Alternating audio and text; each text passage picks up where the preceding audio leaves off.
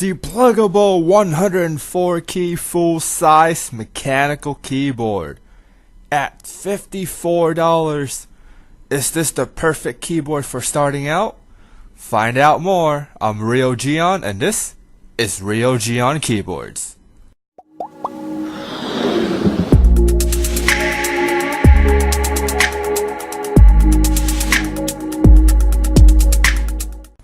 On the front side, it has a very minimalistic design.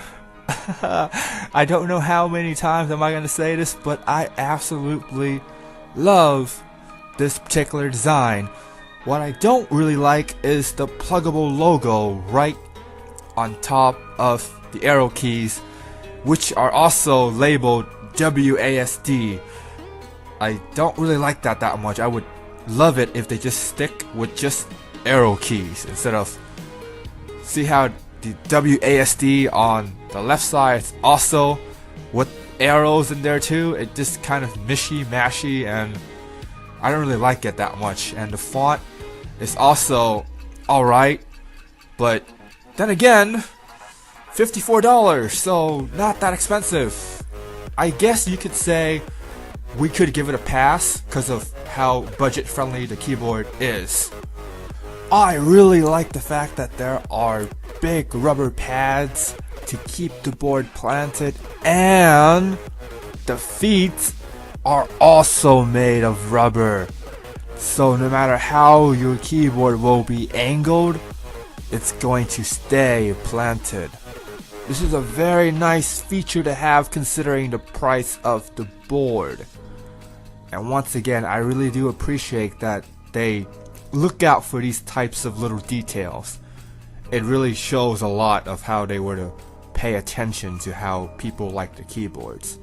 However, the cable is not braided. But then again, it is a budget board, so I want to be lenient on it. And what I really do like is cable management Velcro. That is awesome for this particular board. And on top of that, gold plated USB tip. For the keycaps, it seems like all of the sides had some kind of glossy finish to it, while the front, where you will be typing, has a brush finish, which adds to the feel of how the keyboard's being typed. And what you would like to know is that the keycaps are double shot ABS. That explains why there's two layers when looking at the keycaps.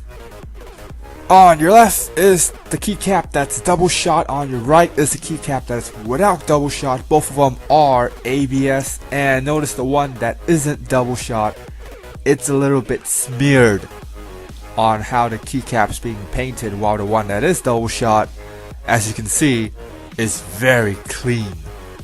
For a $54 keyboard, you actually have backlighting, and you also have lighting effects, such as going dimmer, then going brighter, and breathing, which the camera kind of flickers a little bit, and you can control how fast or how slow the movement is. Now, it kind of sounds like I'm being sarcastic, but I'm actually not. It's really surprising on the amount of money that you pay for versus the product that you get. And this is looking pretty sweet so far. I really like how Plugable does not market this particular board as a gaming board. Just because it has Windows disabled, just because it has backlighting, does not make it a gaming board. And Plugable understand this, which is a round of applause for them. They did a good job. They know what a gaming board is. and they know what a gaming board is not. And this is not a gaming board. This is a mechanical keyboard with Windows disabled features. It is not a gaming board, and they understand it, which means in terms of gaming, it's only gonna be as good as a keyboard will be.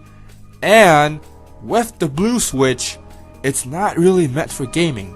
It's meant for typing. And in terms of gaming, FPS, RTS, especially MMO, it's only as good as a regular keyboard will be. This particular keyboard uses Otemu blue switches, which is a form of a clone of Cherry MX switch, and the way how it feels is definitely stiffer. Now, what it says on the box was 60 grams. I don't believe it's 60 grams, but then again it says plus or minus 15. I'm guessing it's around 55 grams for my particular unit, because it feels stiffer than regular Cherry MX Blues, but not as stiff as something like a black switch. It's definitely not as stiff as blacks, but it's definitely a stiffer blue.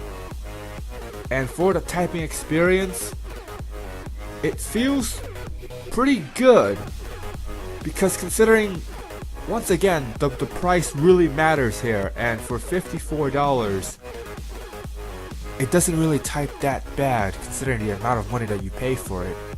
Overall, I do believe you get a lot of bang for your buck when buying this particular keyboard, with the competitor to my knowledge, and in my review by the way, is the ASIO MKG. That seems like the closest competitor that I know so far.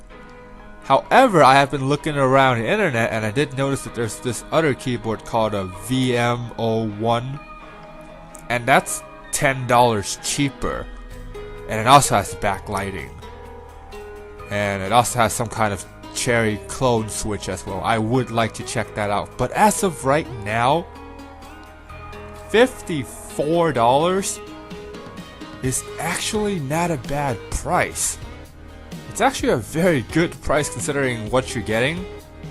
And of course, this is a mechanical keyboard, so there's a good chance that it will last you quite some time before you actually need an upgrade. I just wanted to give a quick shout out to Plugable for supplying me with the keyboard to review. Without them, these videos would not have been possible. And I have link to the website and a link to where to buy the keyboard in the description down below.